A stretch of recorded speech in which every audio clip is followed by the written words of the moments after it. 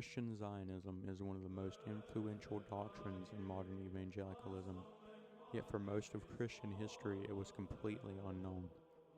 The apostles did not teach it, the martyrs did not teach it, the church fathers did not teach it.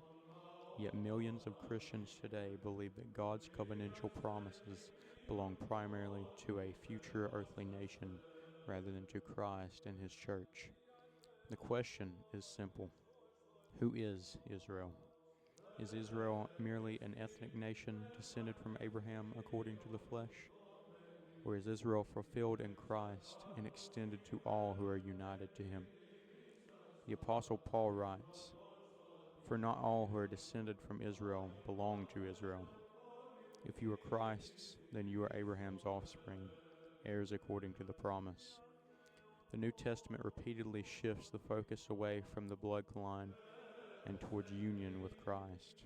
St. Peter applies titles once given to Israel directly to the church: a chosen race, a loyal priesthood, a holy nation. The church does not replace Christ's promises. The church is where those promises are fulfilled. The evangelical system known as Dispensationalism teaches that God has two distinct covenant peoples, Israel and the church. But the Apostle Paul says there is one body and one spirit, not two peoples or two covenant programs, but one body. Christ did not come to create separate paths. He came to unite all things in Himself. Listen to the Fathers. St. Justin Martyr wrote, "We who have been led to God through this crucified Christ are the true spiritual Israel." St. Irenaeus taught that the promises of God find their fulfillment in Christ and His people, rather than a separate covenantal system. Throughout the early centuries, the Church understood itself as the continuation and fulfillment of the biblical Israel through Christ. This understanding dominated Christian thought long before modern evangelical Zionism appeared. And here lies the greatest problem.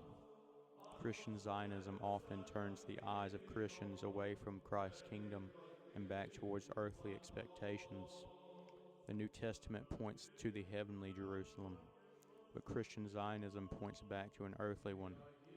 The New Testament points to the church gathered from every nation, but Christian Zionism often restores ethnic distinctions as central to prophecy. The New Testament says there is neither Jew nor Greek, for you are all one in Christ Jesus. The Orthodox Church has always proclaimed that salvation is found in Christ alone, not in ethnicity, not in nationality, and not in geopolitical events or modern prophetic speculation. This does not mean God has abandoned the Jewish people. St. Paul says, "Has God rejected His people? By no means." The Orthodox position is not the hatred of Jews.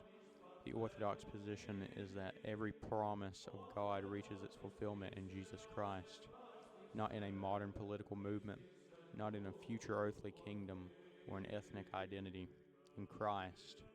For He is the true temple, He is the true King, He is the true seed of Abraham, and in Him all the nations are gathered into one people, one flock, and one body.